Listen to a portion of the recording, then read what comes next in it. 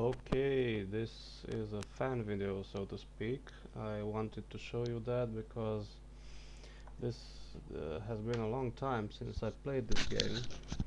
I've been a student playing at night, playing with my friends, and I haven't seen many videos about Heroes 3 of Might and Magic 3, and I just wanted to make a quick introduction and to remind all of you that these were very powerful games back in the day, and these games of strategy have changed the gaming world forever, and we must remember that. And just by seeing that video, you guys understand how much has changed in the past years, how much the technology and the game community has changed.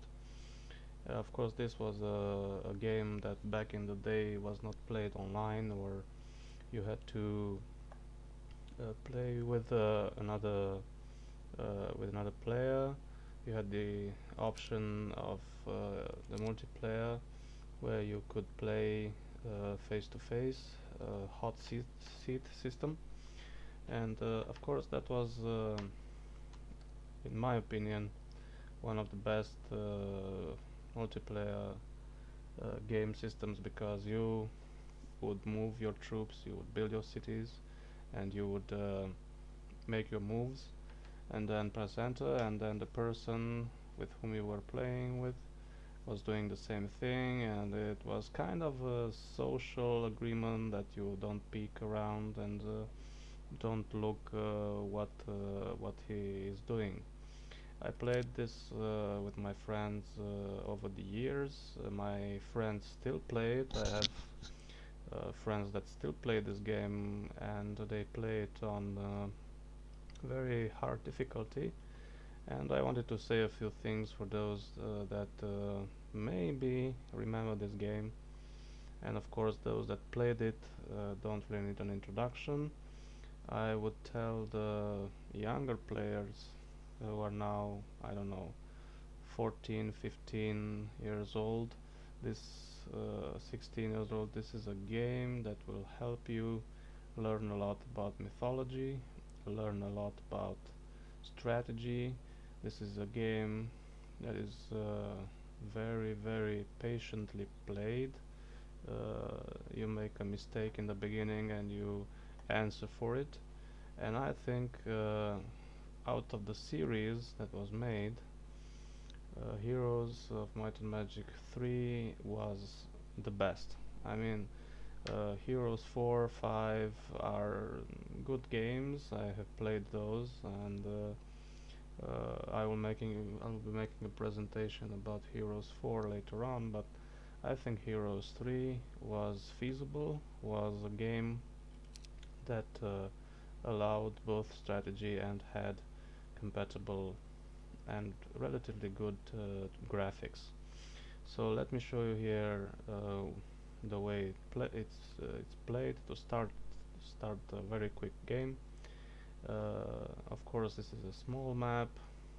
Uh, all you have to do is press begin, but of course you can select the available scenarios. Depends on how much you want to play, or how big you want a map to be.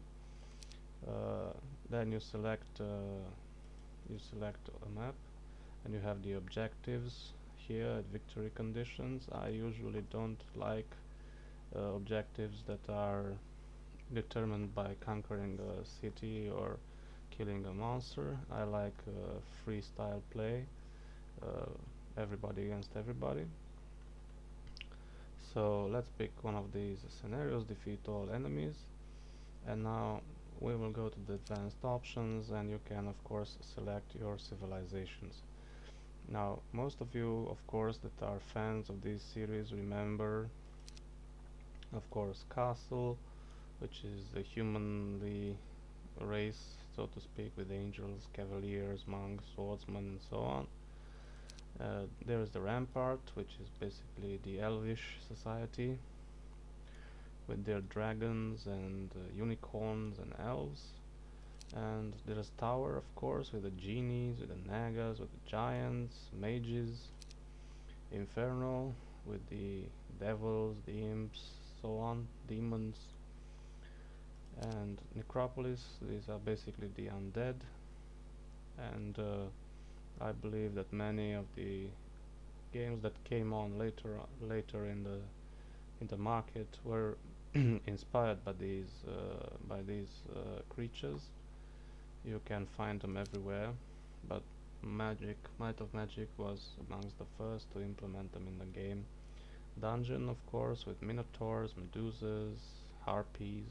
All of you remember the harpies, especially the upgraded ones that could hit with no retaliation. Stronghold, of course, the barbarians. There would be nothing. The game would be nothing without orcs, goblins, and so on.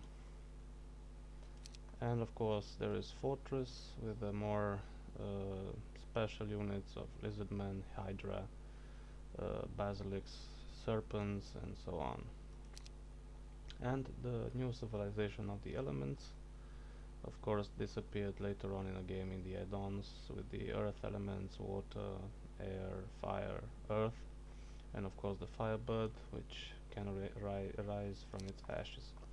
Of course, we will allow this to go random, and let's just quickly start it here. Of course, the heroes of the stories, of the campaigns, and here we go. This is the old map. Remember, what you do, it's very easy. You select your character, you double click on it, and it appears what it can learn, the name, the skills, everything. And of course, these will progress, and she will evolve in the levels as she goes. If you double click on the town, you will enter the town, and look at that, guys. Doesn't that remind you of good old days? This image was one of the most successful images in strategy games, I think, in many games. This image and the city that you build up, the troops you can select, and you can buy them, of course, develop, upgrade them, get your hero to be better, and so on. And of course, you move around by clicking on an objective or somewhere on the map, and then clicking again, and here we go. We got ourselves an item, and this is pretty much basically it. Of course, these are resources you have to conquer. These are training grounds where you learn different stuff. For instance, you have spell power and knowledge, and if you look here, you see that your spell power is 1 and your knowledge is 2. Let's even that up and make it so she has spell power. So basically, this is it. I wanted to make a very short video because all I wanted to do is present a movie and appeal to the older so to speak audience, to the old gamers, and let's just say, guys, go play this game again, because I found it in my inventory on one of my portable hard disks, and I instantly gave up certain modern games which I was involved with, and I started again the campaigns and the story of this game. Everything for now, and just saying, this was a small fan video. I'm not a professional. I just wanted to show you this little video about this great game. Alright, so see you around. I will be making more videos. Please check them later. Bye, guys.